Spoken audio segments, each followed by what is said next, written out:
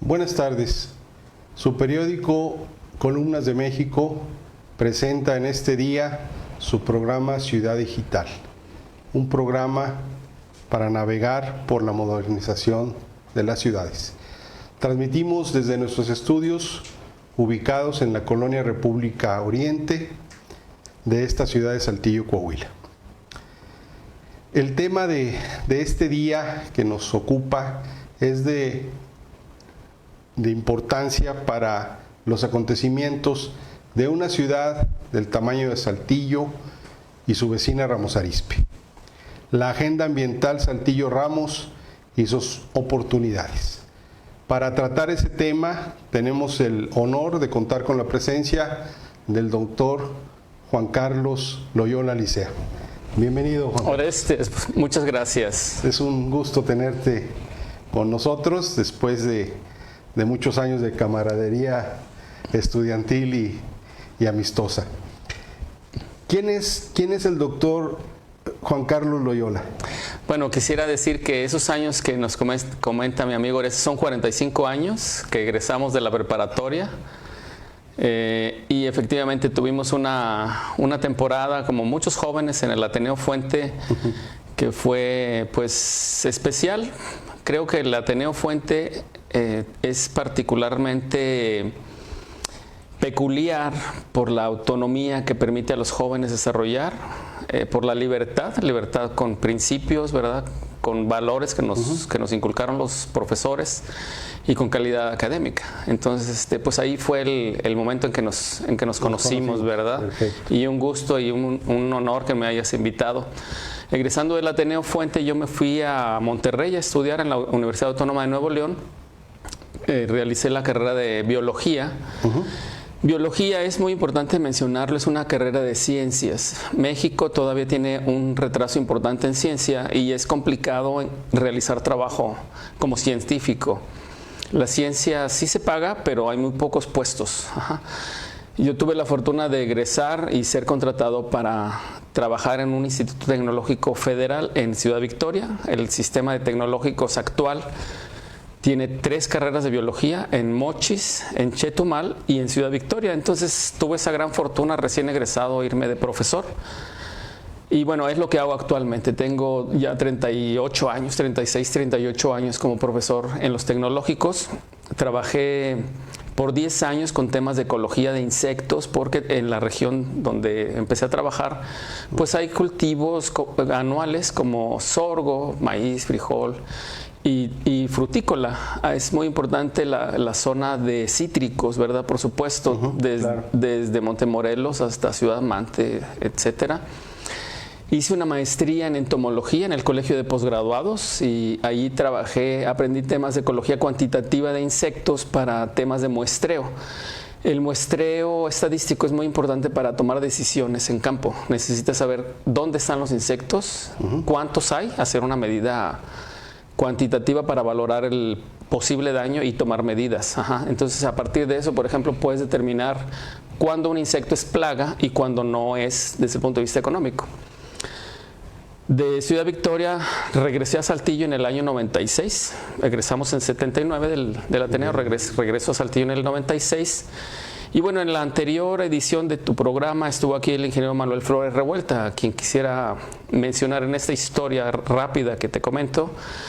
El Tecnológico de Saltillo creó un posgrado en Ingeniería Ambiental en el año 93. En 1993 fuimos un líder local en temas de medio ambiente, en Ingeniería Ambiental, que es, digamos, la forma dura de resolver los problemas ambientales. La forma suave es la educación ambiental. Todos podemos hacer educación ambiental. Lo podemos hacer desde el kinder hasta las empresas, organizaciones de cualquier tipo.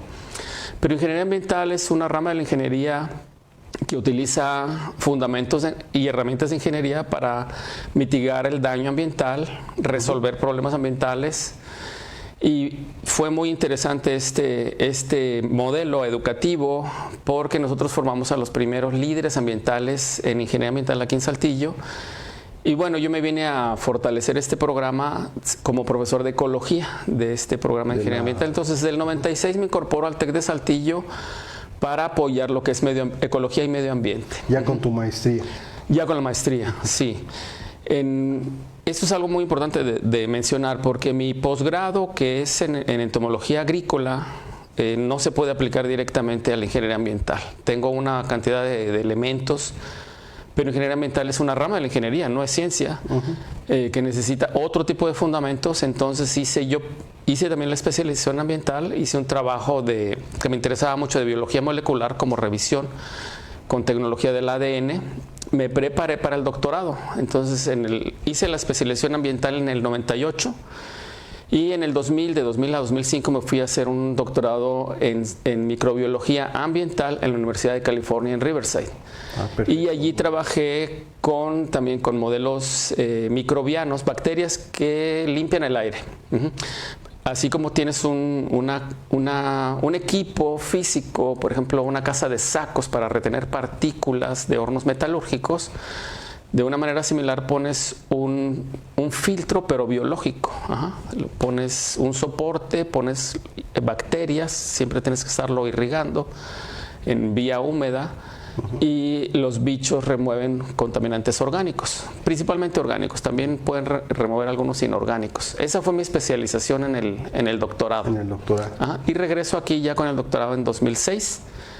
Y lo que es importante mencionar es que el sistema al que pertenezco, que es el Tecnológico Nacional de México, asumió compromisos de Río de Janeiro, de la reunión marco cumbre de países de 1992. Los países que se adhirieron a esta cumbre y firmaron algunos acuerdos. Uno de esos acuerdos fue impulsar la educación formal y no formal en búsqueda de la sustentabilidad.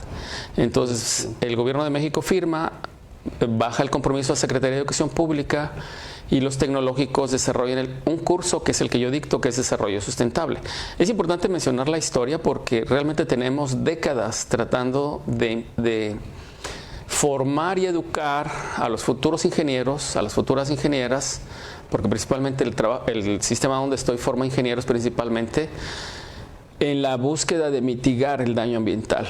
Y actualmente pues el principal problema es cambio climático, pero sí tienen elementos para temas de agua, áreas verdes, etcétera. Sí, o sea, no solamente tener egresados que vayan a dirigir empresas, a dirigir operaciones, ¿verdad?, a través de la ingeniería industrial y demás, sino que también tengan esa conciencia pues de los residuos, de los contaminantes, de las emisiones, ¿verdad? Exactamente, fíjate, bueno, insisto, el Tecnológico Nacional de México tiene una matrícula cercana a 600,000 estudiantes. Somos una verdadera universidad nacional, quizás el sistema más grande en América Latina, y formamos alrededor del 42% de las ingenieras e ingenieros del país. Y como sabes, las organizaciones industriales son las que mayor impacto tienen en el medio ambiente. Entonces, por eso es muy importante formarlos, al menos con una conciencia. No nos alcanza el programa para darles herramientas de ingeniería ambiental, pero sí conciencia. Sí trabajamos mucho con conceptos básicos de ciencia, cómo funcionan las cosas a nivel fundamental y qué se puede hacer. Esto que seguramente trataremos en este programa, residuos, cómo podemos revalorizarlos, qué se puede hacer con los residuos, cuál es el concepto marco para reingresar los residuos a las cadenas de valor económicas. Claro que sí. Y precisamente con el tema que pues forma parte de este programa, vamos a adelantarnos un poco, ya que tomaste el tema precisamente de la contaminación ambiental. Se habla de la emisión de partículas al medio ambiente por parte de distintos emisores, ¿verdad? Vamos a hablar de la industria, aun cuando pues las industrias locales en su mayoría pues no realizan emisiones. Sin embargo, pues llegan con el conjunto de contaminantes que hay en el ambiente, pues hacer un caldo ahí medio raro.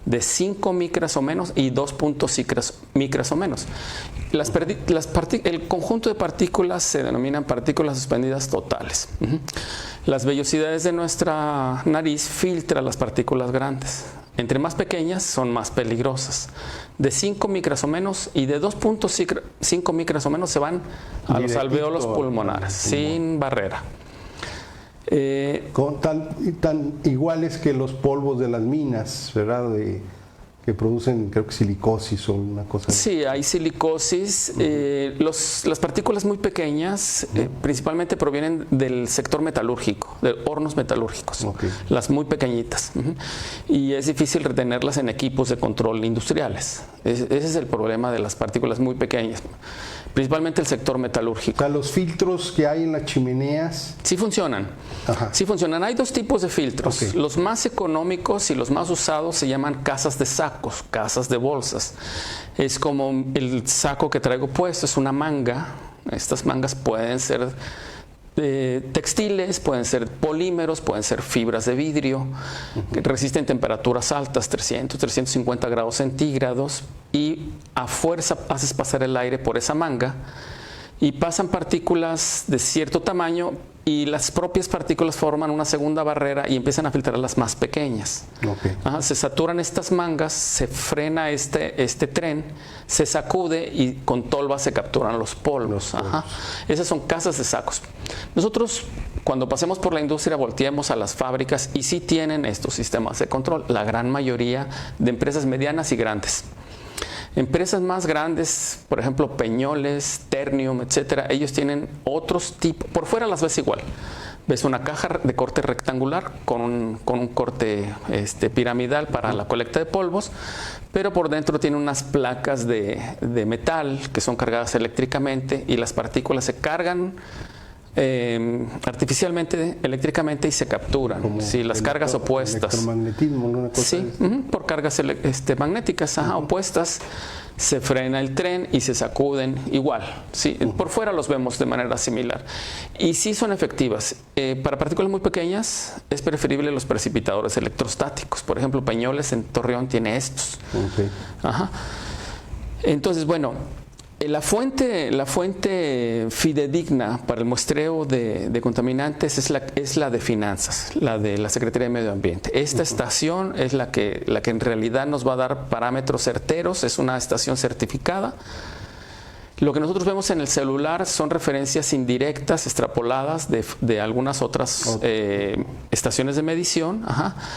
Yo no he revisado en el detalle esto, pero no hay congruencia entre lo que nos dan los datos del celular, Brisometer se llama, esta aplicación, con lo que da el medidor, la estación de medición que tenemos en la Secretaría de Finanzas. No hay congruencia.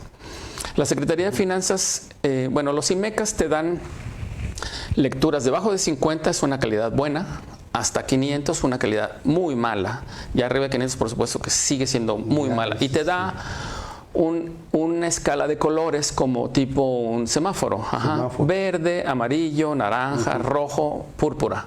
Son en los intervalos debajo de 50, debajo de 100, de 100 a 200, 200 a 300, hasta 500. Si nosotros vemos las medidas de la Secretaría de Medio Ambiente, del medidor que maneja la Secretaría de Medio Ambiente, verás todos los indicadores, todos los contaminantes criterio en verde, excepto partículas. Algunos días estamos en amarillo y en naranja, pero son pocos días al año. Entonces no hay congruencia. Entonces sí hay un poco de desinformación. Creo que sí amerita pues que la persona encargada de calidad del aire de la Secretaría de Medio Ambiente del Estado de Coahuila pues diera un comunicado un poquito más detallado, ¿verdad? Porque exacto, hacerlo pues, público, difundir un poco porque mejor. Aquí pues es el interés que tengas en checar tu celular. Sí. Te das cuenta que día con día tienes más alergias a ciertas cosas, ¿verdad? Sí. Vas con el médico y a ver, tomes esta pastillita o tomes el cortisona y pues no sabes qué es lo que está pasando contigo y tampoco sabes cómo prevenir, ¿verdad? Así es. Entonces, si haces un monitoreo de esta medición en tu celular, pues un promedio son 75 puntos. y te dice ahí que pues es mala calidad. Es mala calidad. Así es. Entonces, en tu concepto, estamos viendo aquí que las empresas hacen su esfuerzo para colocar filtros. Sí. Que estos filtros pues a veces no son suficientes. Sí.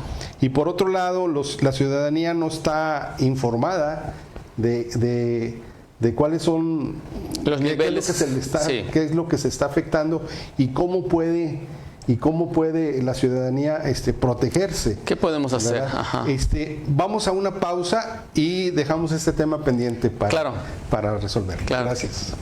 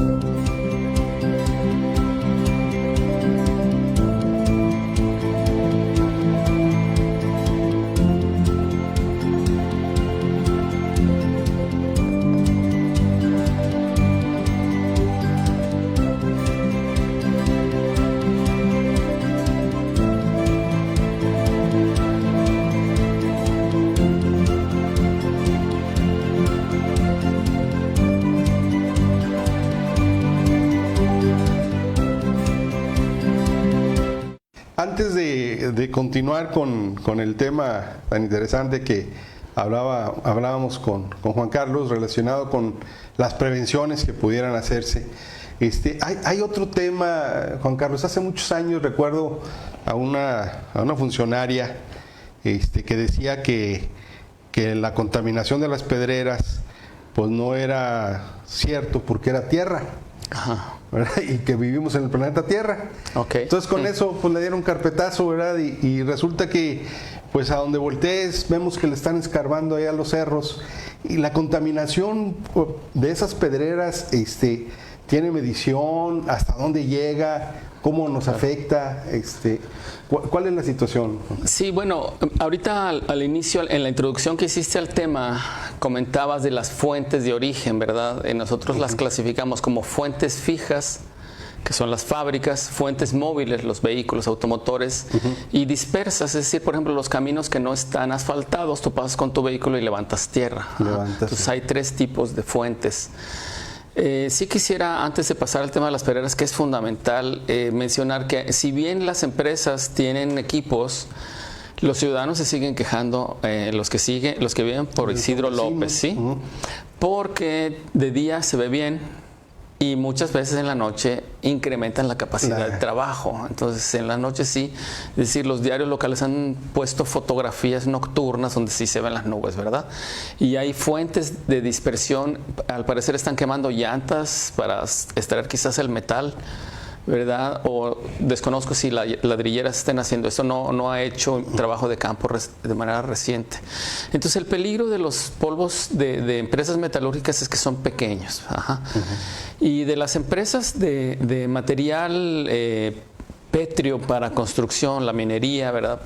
Para materiales de construcción, en mi apreciación, sin mediciones, es la que más volumen aporta. Si tú te vas, recuerda que salíamos a caminar, ¿verdad? Nos íbamos al Cañón de San Lorenzo, sí. y caminábamos desde la central de autobuses, no había, ya era campo. Sí. Subías y sí se veía la contaminación. Pero ahora sube a cualquier parte, digamos, por ejemplo, volvamos a poner el punto de Lomas de Lourdes, subes y ves una nata por encima de Saltillo, pero es más densa ahora que la que veíamos hace 50 años. Esa nata, es muy clara el impacto que hacen las empresas de extracción de material petro, clarísimo, es muy evidente. Estas empresas que deterioraron la falda de Zapalinamé, que en mi opinión no debió autorizarse porque es el paisaje y un valor humano es la estética, la belleza. Sí, claro. Por un fin económico hemos destrozado el paisaje más hermoso de todos los saltillenses, que es nuestra sierra.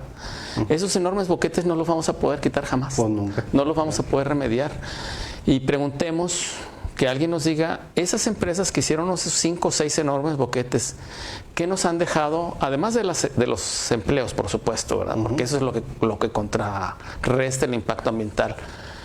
¿Cuántos árboles nos han dado a la ciudadanía? ¿Cuántas plazas estas empresas han reforestado?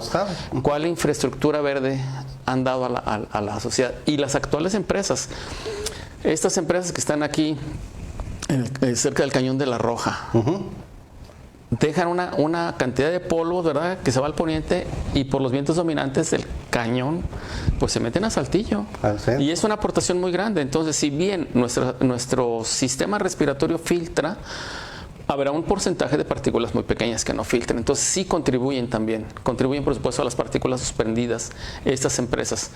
Ahora yo quisiera nada más hacer la reflexión. Aquí sí voy a decir el nombre de una empresa, Holcim. Holcim tiene una minería de material pétreo para cemento gigante. ¿Cuánto polvo libera? No hay polvo. No hay polvo. Tienen control de polvos. Ellos tienen un camino por debajo de la carretera de la autopista a Monterrey. No hay polvo. Ellos ponen agua, ponen algún químico, no hay polvo.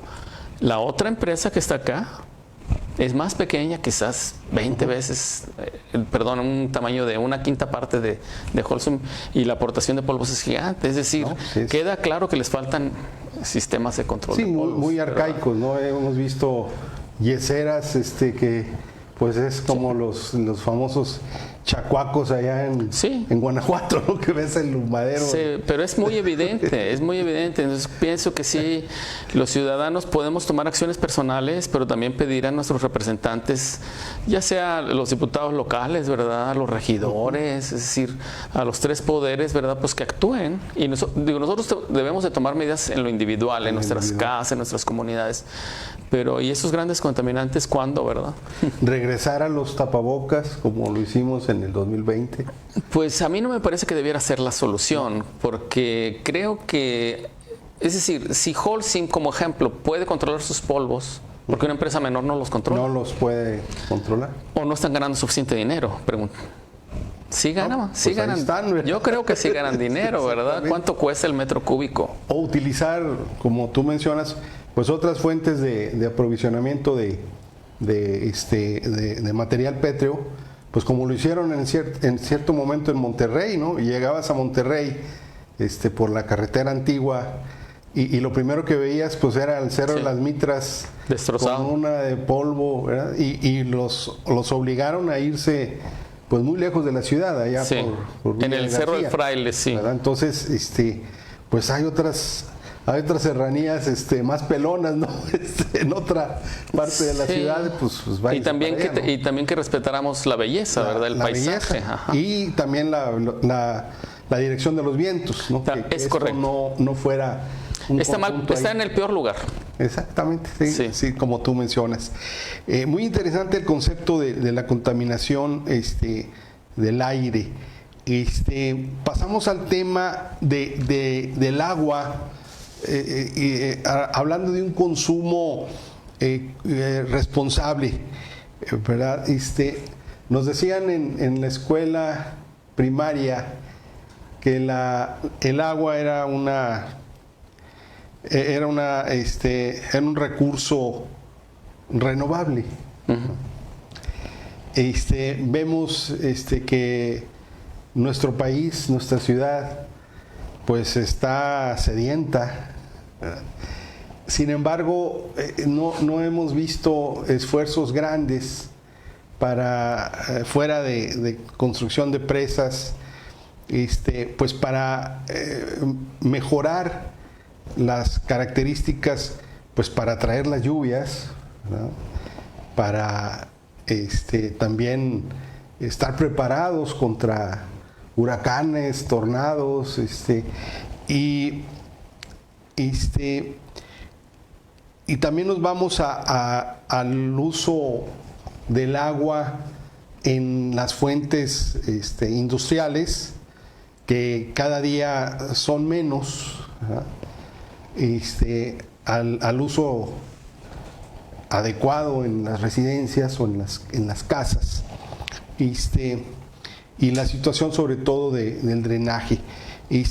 ¿Cuál es la realidad de ese consumo de agua que hay en el estado y en la ciudad? ¿Y cuáles pudieran ser algunas recomendaciones para su cuidado, Juan Carlos? Bueno, mencionar que Comisión Nacional del Agua regula, ¿verdad? La Ley Nacional de Aguas, que es de las más antiguas después de la Ley Forestal en México, establece lo que son las cuencas físicas de captación de agua, las cuencas hidrológicas. Y esta ley lo que marca es que en la parte alta de la cuenca no puedes retener el agua. No puedes crear presas, en las partes bajas sí. Hay un impedimento para que nosotros retengamos el agua. Esas famosas presas que hicieron allá en el trienio de Óscar Pimentel, en los arroyos de arriba de la ciudad. Sí, eso es muy importante que mencionas. Son las presas de gaviones. Estas en realidad no retienen de manera permanente el agua, frenan su velocidad. Okay. O sea, evitan inundaciones. Exactamente. Bueno, son dos efectos. Evitan la bajada de agua tempestiva de todo el volumen completo, lo retienen, pero de manera parcial porque no es una pared de concreto, sino son gaviones, ¿verdad? Es una malla metálica con rocas adentro, pero es permeable, entonces frena parcialmente y sigue drenando. Entonces al frenar la velocidad frenas que baje todo el volumen, se dosifica. Y como está frenado un tiempo ahí, está retenida ahí un tiempo, pues se infiltra. Se infiltra. Sí, leí una nota que se van a construir, creo, 120 presas de gaviones más. Entonces es muy importante esta infraestructura para proteger las colonias. Las primeras colonias están en las partes altas de la ciudad porque baja una cantidad de piedra gigantesca. Es motivo de daño a las calles, a las casas, los automóviles, ¿verdad? Es riesgo. Y permiten la infiltración. Entonces esa infraestructura sí la tenemos, sí hay bastantes, no, desconozco el número, sí tenemos bastantes presas en todas las avenidas estivales, las que son intermitentes, y leí que se van a construir más. Entonces sí es muy importante esta infraestructura. La infraestructura verde, es decir, árboles, debiéramos estar pensando que las nubes no son viajeras, no vienen ni del Atlántico ni del Pacífico, sino que llueve, los árboles tienen un gran almacén de agua en el subsuelo. Si tú ves un árbol, digamos de 30 metros de fronda, abajo hay otro árbol más o menos, su raíz es más o menos del mismo tamaño, y todo eso está lleno de humedad. Entonces las nubes en realidad son creadas más o menos en un 40% por la vegetación. Si tú tienes un bosque muy denso, allí habrá nubosidad. Tumba los árboles y no habrá nubes, ¿verdad? Entonces, ¿cómo pudiéramos generar infraestructura? Bueno, pensemos en este concepto de infraestructura verde. Colegas me dijeron, oye, ahora que viene Tesla, ayúdenos a hacer una propuesta para esta región, ¿verdad? Ya de Ramos, pero hasta Santa Catarina. Y les hice un documento muy breve de infraestructura verde y me dijeron, bueno, lo pasamos a algunos revisores. Y el revisor no sabía qué es infraestructura verde, me tachoneó todo el documento. Le digo, oye, pues aquí no me lo pasas, que me lo revise, ¿verdad? Necesitamos pensar entonces en ciudades más inteligentes. Ciudades digitales está súper bien. Ciudades más racionales, ciudades resilientes, ¿verdad? Que resistan los cambios, que sean adaptables. Y hay un concepto nuevo que son soluciones basadas en la naturaleza. De modo que nosotros tenemos en el norte de Saltillo zonas que se inundan. Pudiéramos tener ahí parques verdes que si se inundan no nos preocupe, que haya un lago temporal y que permitas que se infiltre. Lo que pudo haber ocurrido donde está el Parque Francisco y Madero. Esa zona se inundaba. Ponen casas, pues tienen el problema de la inundación. Entonces eso pudo haber sido un lago intermitente. Baja todo el agua, se inunda, bueno, son quizás millones de litros, ¿verdad? Miles de metros cúbicos. Y se va a resumir tarde que temprano y te va a mantenerlos. Entonces el concepto de soluciones basadas en la naturaleza es muy importante que lo empecemos a adoptar. Quisiera mencionar en ese sentido que el gobernador actual, Manolo Jiménez, cuando fue alcalde, en una entrega de un premio de ecología que se lo dieron a nuestro amigo Daniel Garza Tobón, Daniel Garza dice, pues en el Colegio de Biólogos estamos haciendo esto y tenemos la meta de plantar tantos, 10,000 árboles, algo mencionó él. Y el alcalde dice, nos sumamos al reto y nosotros que entonces queremos plantar 1,000,000 de árboles. 1,000,000, sí. Me parece que la idea es buena, no sé hasta cuántos árboles se plantaron, no he visto resultados del proyecto, pero creo que estas señales y esta voluntad es importante que la construyamos entre todos, recordarle al gobernador, bueno, los que se han plantado queremos otro 1,000,000, otros 2,000,000, sí, ¿verdad? Porque esta infraestructura verde es la que nos va a permitir que haya más infiltración. Si tú no tienes vegetación, llueve y el agua se escurre. Pues se escurre. Con vegetación tienes una gran esponja, ¿verdad? Que está frenando la caída. La caída.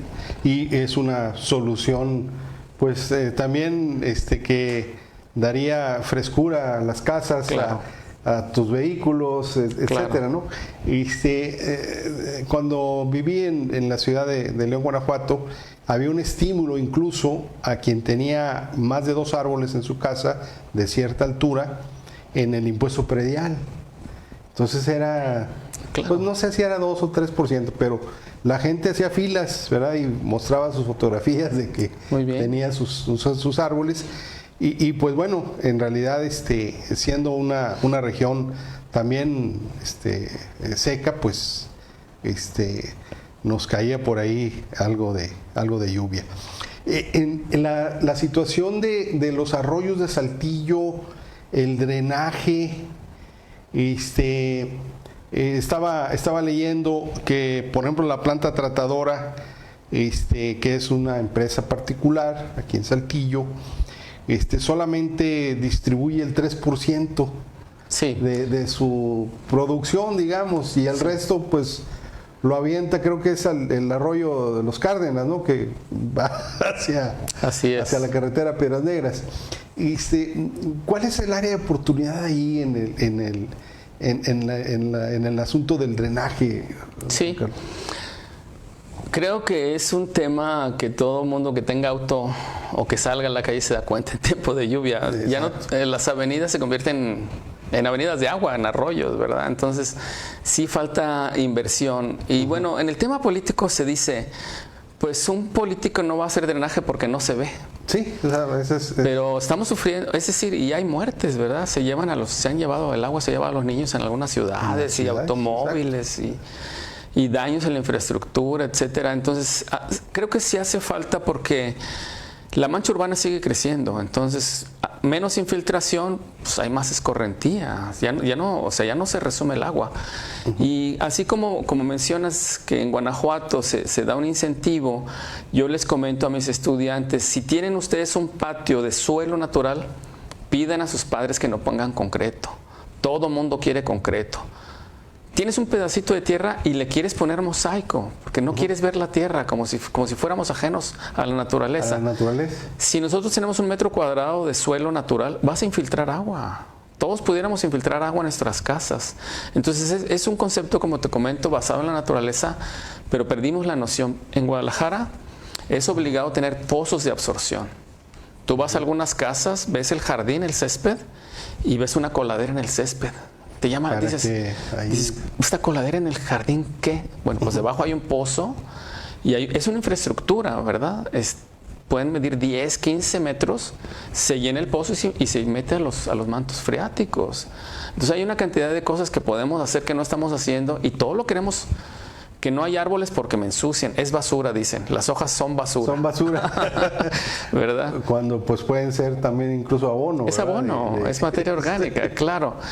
Y bueno, el tema de la planta de tratamiento de agua residual fueron soluciones que se plantearon alrededor del año 2000. Es decir, los residuos, los residuos en la fase en la que estén, pueden estar en el agua, en el aire, son oportunidad de negocio. De esa manera se trabajaron los años 2000. Que alguien haga negocio con los residuos, está bien. Entonces la planta de tratamiento, igual similar a lo que es Aguas de Saltillo, pues es, ¿cómo se dice? Es una parte de inversión privada y es capital público también, ¿verdad? Mínimo 51% o más que es de la ciudad. Esta planta, que es ideal saneamiento, tiene una capacidad para 1.500 litros por segundo, es lo que puede tratar. Ahorita están operando más o menos a 1.200 litros por segundo. Funciona muy bien, tiene una tecnología extraordinaria. Ajá. Tiene todos los métodos que te puedas imaginar para tratamiento de agua residual para uso agrícola. Ajá, o para descarga en un bien federal como es el arroyo. Ajá, es la norma 001. Y el área de oportunidad es lo que se llaman las líneas moradas. Las líneas moradas es agua residual que se regresa para uso industrial. Claro. Entonces, lo que la ciudadanía, los académicos principalmente que conocen de este sistema es: urge la línea morada. ¿Por qué no funciona la línea morada? Porque la planta de tratamiento la pones aguas abajo, en la parte baja del valle. Exactamente, sí. Entonces te va a costar trabajo bombearla. Y entonces, ¿qué dice la industria? Tengo mi pozo, uso agua cruda, porque eso me va a costar. Entonces falta compromiso, desde mi perspectiva, falta compromiso social. ¿O acaso las empresas no están haciendo negocio? ¿No hay rentabilidad de los negocios? Sí hay. Sí, no, pero estamos desperdiciando un recurso valiosísimo como esta. Está en muy buena calidad el agua que ellos tratan, ¿eh? Al final, después de muchos tratamientos, ellos cloran el agua y cumplen la norma 001, que está súper bien. Ya la pudieras usar incluso casi para riego de parques, ¿sí? Por ejemplo, Ideal Saneamiento también opera la planta de tratamiento que está en el bosque urbano. Esa planta es de 70 litros por segundo, mucho más pequeña. Y con esa se riegan, por ejemplo, el Paseo de la Reforma, el propio parque, el bosque urbano, algunas plazas, Colosio, etcétera. Es una norma específica para esto, sí, la 003, porque puede haber contacto con personas, entonces tienes que garantizar que no haya patógenos biológicos, ¿sí? Entonces la línea morada debiera existir. ¿Cómo debiera de solucionarse? Con mayor responsabilidad real de las empresas, es decir, invierte para esa línea morada. Claro, no tiene la calidad que ellos quieren, porque la industria necesita agua de muy alta calidad. La industria para muchos procesos necesita incluso ósmosis inversa, porque la dureza, que es un parámetro del agua, el límite para beber agua son 500 partes por millón, ¿sí? En Saltillo se cumple, pero estamos bien cerquita de las 500 partes por millón. En Ramos Arizpe, cuando yo empecé a trabajar en esto de ingeniería ambiental, me decían, los pozos de Ramos tienen 800 partes. Y yo digo, wow, pues casi el doble. No, hay pozos de 1500 partes por millón y más en Ramos Arizpe.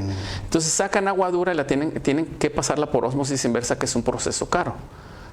Pienso que sería muy viable de la planta de tratamiento por regresarla a la industria. Para tener esa, o al menos si no por tubería, pues por pipas, ¿verdad? También pudiera ser. Sí. Vamos a una pausa y continuamos con la parte final de nuestro programa.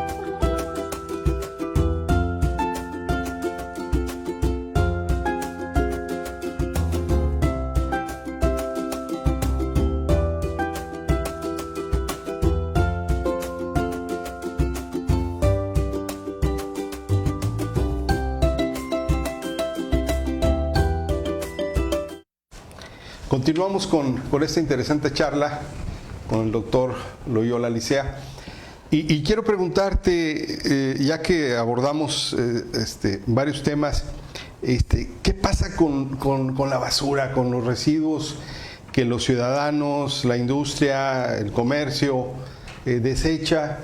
Que existe cultura en la ciudad para la separación de residuos, y cómo es el reciclaje, hacia dónde van a dar pues lo que nosotros tiramos. Sí, bueno, has preguntado de una manera muy apropiada. Quisiera dar unos datos duros primero de base. En México se genera aproximadamente 1 kilogramo de basura por día por habitante, 1 kilo por día por persona. En los Estados Unidos andan en 2.5 kilos por persona por día. Es decir, es una sociedad consumista, a lo cual no debiéramos aspirar, porque lo material no te da la felicidad. Tema de otro programa. Claro. En Saltillo estamos más o menos en 850 gramos, estamos debajo del kilogramo. 'Andamos, digamos, numéricamente andamos bien. Saltillo ha intentado programas de reciclaje y las personas se desesperan porque dicen, oye, pues se intentó, nos han pedido que se reciclemos y que tal día van a pasar por la basura, por los reciclables, no pasaron, agarraron mis reciclables y los echaron al camión de la basura. Entonces hay como desencanto, ¿sí?, de la autoridad municipal. Los municipios son pobres comparados con la federación, hay poco dinero para administrar, ¿sí? En mi opinión, el servicio de recolección de basura, al menos mi opinión personal por donde yo vivo, es bueno, ¿sí? Claro. Hay un buen sistema de recolección en Saltillo y las celdas efectivamente tienen una vida limitada, y si hay un tema crítico en 6 años, 5 o 6 años, algo así, se va a agotar el territorio del relleno sanitario.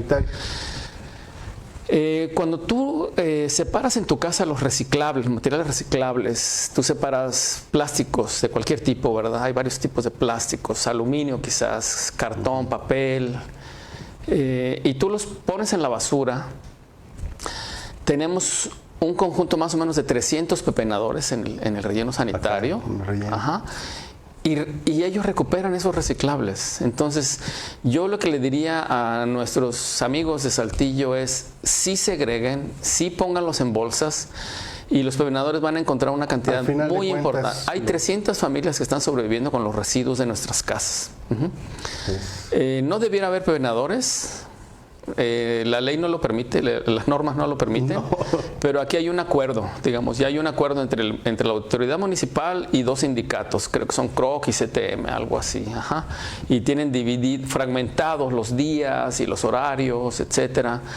Y entonces, te lo comento porque yo llevo a mis estudiantes, porque es una infraestructura de ingeniería ambiental, tiene una infraestructura, sí, sigue una norma, sí, la 083 de Semarnat.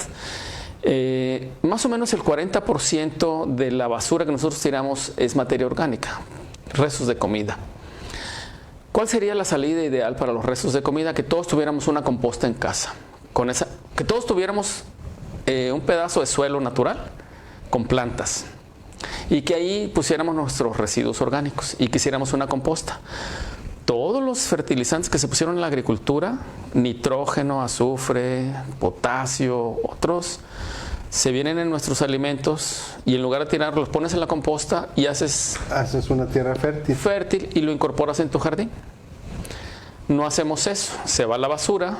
En Saltillo tenemos la ventaja, hay que decirlo, que esta empresa L'Oreal Energy se instala en Saltillo, y entonces ellos recogen el metano. Gas metano. El gas metano. Si tú tienes materia orgánica y no tienes oxígeno, los microbios se comen esa materia orgánica, generan energía, pero ya no pueden degradar el metano. Si les pusieras oxígeno, respiraban y liberaban dióxido de carbono. Es importante no liberar metano. El metano tiene un poder 80 veces el dióxido de carbono como gas de efecto invernadero. Donde tengas metano es preferible prenderle flama. De 80 veces el poder de calentamiento lo reduces a 1, como estándar, como unidad del dióxido de carbono. Entonces, efectivamente, L'Oreal Energy es una empresa, en mi opinión, que sí hace un beneficio ambiental. Recuperas el valor, dejas de emitir metano, que es dañino para efectos del calentamiento global, se genera electricidad y se inyecta a la red. Entonces, no recuerdo, pero andará como entre 60% de la energía eléctrica del alumbrado de la ciudad sería el equivalente a lo que genera la empresa que está captando el metano de Saltillo. Es una gran cosa. Y fíjate, recuerdo cuando era niño, un tío muy querido nos acostumbraba a hacer largas caminatas desde aquí de la Colonia República, y en una ocasión terminamos en medio del relleno sanitario. Bueno, era el basurero municipal. Sí, es porque diferente. Lo que hacían era prenderle lumbre. Así se manejaba, sí. Y estaba ubicado en lo que ahora es el Boulevard Eulalio Gutiérrez. ¿No? Después hubo ahí un lío de familias, que porque eran los encargados los trasladaron allá por la Cincamex. Y finalmente, bueno, pues es el relleno sanitario que contamos ahora. Sí. Sin embargo, bueno, pues esos rellenos sanitarios no fueron removidos, simplemente los taparon y ahí está. Sí, sin embargo, la celda más antigua aquí en Saltillo, bueno, al menos en el relleno sanitario actual, que es en la salida a Torreón, se pone una capa de arcilla siguiendo la norma, aunque no tiene infraestructura en el piso, en el suelo, se sella y luego llevan maquinaria, perforan y extraen el metano, incluso de toda la basura antigua, ¿sí? Tienen la tecnología para recuperar el metano. Y sí, quisiera mencionar, porque, es decir, en medio ambiente hay muchas malas noticias y las personas a veces se desilusionan, se desencantan y dicen, ¿para qué hago cualquier cosa así? Como quiera, no hay remedio. Sí hay remedio.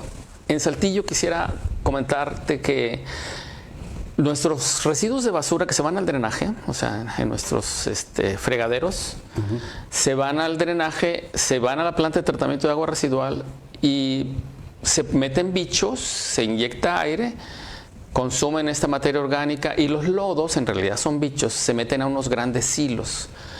La gente no pasa por ahí, está a un lado de General Motors, pero lo puedes ver en Google Maps. Tienen unos 2 enormes silos, tienen una huella más o menos, un diámetro más o menos 15 metros por más o menos 12 metros y medio a 15 más o menos de altura.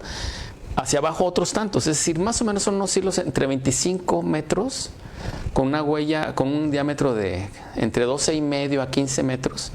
Llenos de lodos, y esos generan metano, una cantidad muy grande de metano. Bueno. Pues la planta de tratamiento de agua residual, que tiene un recibo de energía eléctrica muy caro, porque tienen muchos equipos, muchas bombas, etcétera, más o menos el 80% de la energía que esa planta consume, esa la generan con el metano de nuestros residuos que va a la planta de tratamiento. Que van a la planta de tratamiento. Entonces, en otras ciudades no hay plantas de tratamiento o las plantas de tratamiento no captan el metano. Aquí, en esta planta de Ideal Saneamiento, se capta el metano, se pasa por filtros cerámicos, carbón activado, etcétera, y se meten a un motor de combustión interna, igual que el de L'Oreal. Son motores españoles.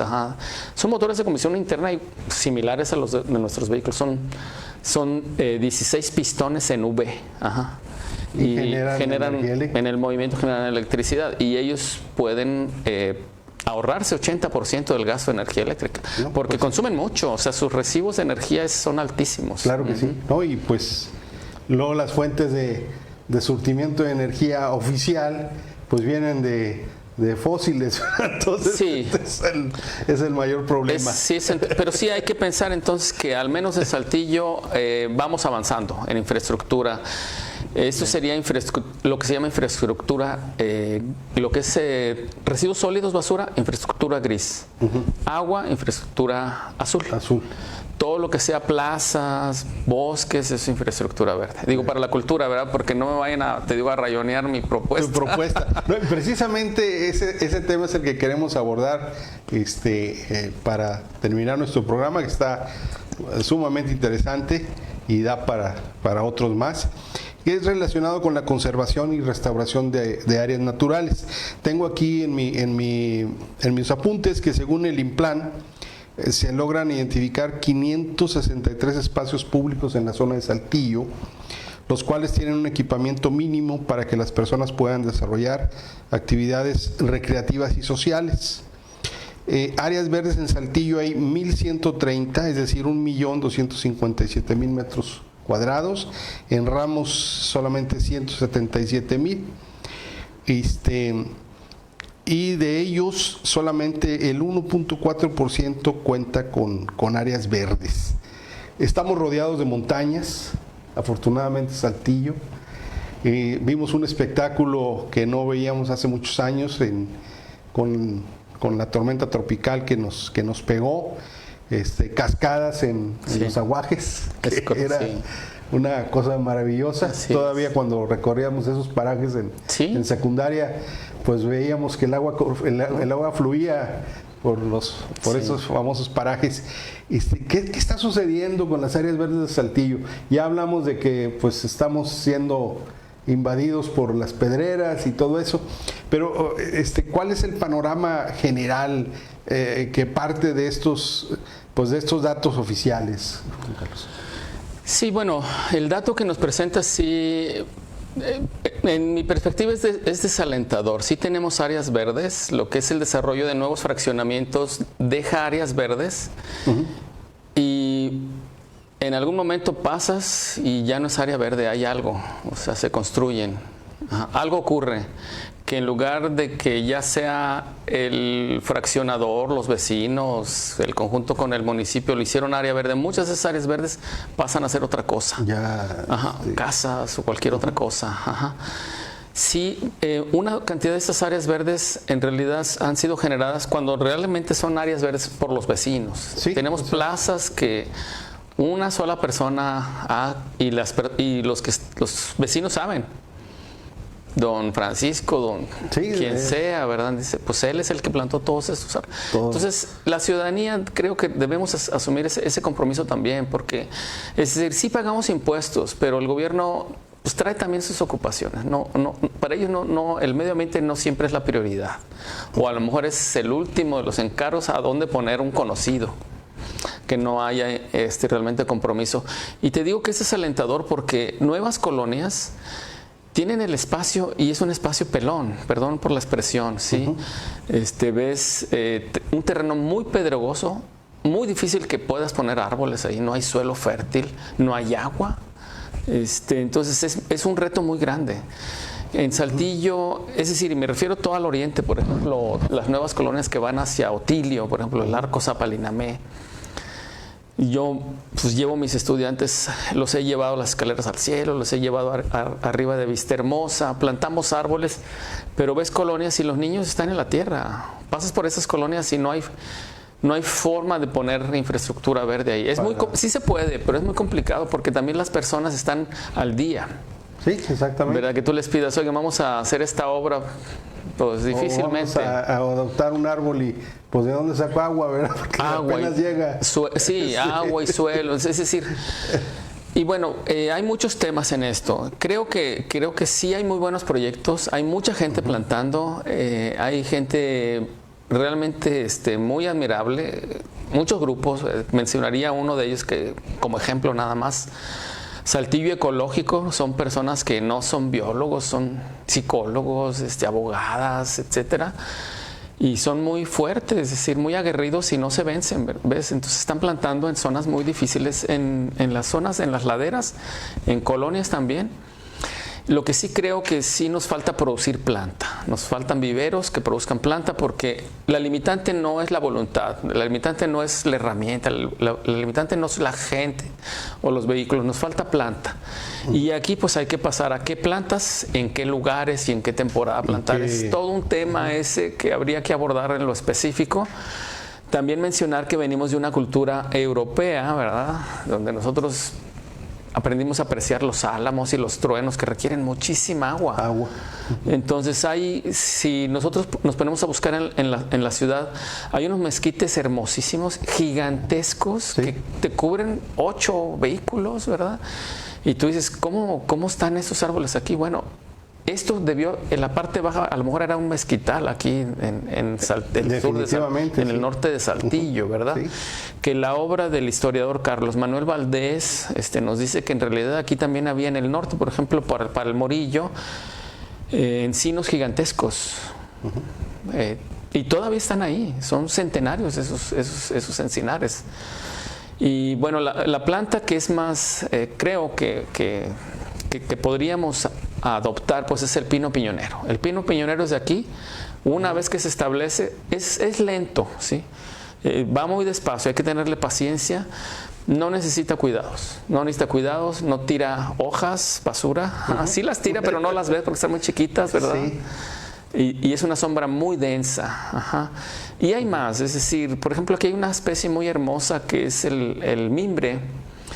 El mimbre es un árbol grande, es un follaje, no es muy cerrado, pero puede ser muy frondoso dependiendo si hay agua. Da una florecita rosada hermosísima. Sí. Nosotros en el Tecnológico de Saltillo tenemos mimbres. Es nativo. Es nativo. Ahí lo verás en todo Saltillo, sí, disperso. Entonces sí nos falta conocer un poco más la naturaleza y pensaría yo que tanto con los 3 niveles de gobierno, ¿verdad?, con las instituciones, incluso en las escuelas públicas pudiéramos tener viveros, ¿verdad?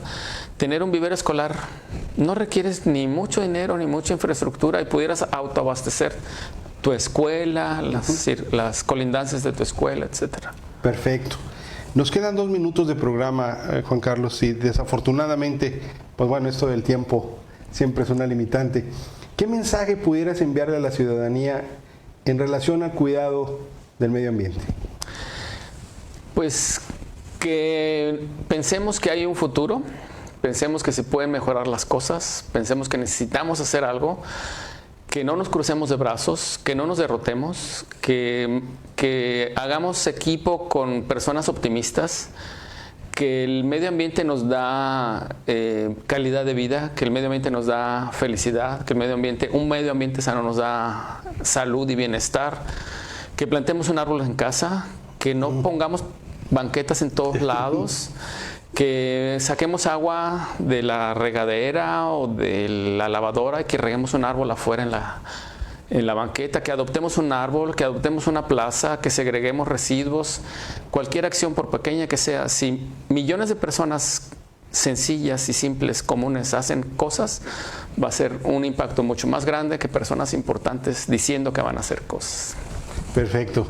Pues después, ustedes se han dado cuenta de la calidad académica y humana que el doctor Loyola tiene. Y es un orgullo para nosotros haberlo tenido para ustedes. Y dentro de los reconocimientos que mencionaba Juan Carlos, en forma anónima, quiero hacer un reconocimiento a unos vecinos anónimos que han adoptado el Parque Hundido, allá en la colonia Los Álamos, Doctores y San Agustín, porque es un parque que nació precisamente como tú lo mencionas. Había mezquites, y pues ahí están frondosísimos. Sin embargo, ellos se dedican a la siembra de nuevos árboles, a regar los mismos y a darle infraestructura al parque en forma particular y en base a sus recursos. Yo creo que como esos hay varios ejemplos a lo largo de la ciudad y me sumo a también hacer ese reconocimiento a las personas que anónimamente pues siembran un árbol o se dedican a cuidarlo. Así es. Pues los esperamos en nuestro próximo programa. Les damos gracias por la atención que hayan tenido al mismo y les deseamos buen provecho, buenas tardes. Muchas gracias, Juan Carlos. Gracias, Orestes, es un gusto estar aquí.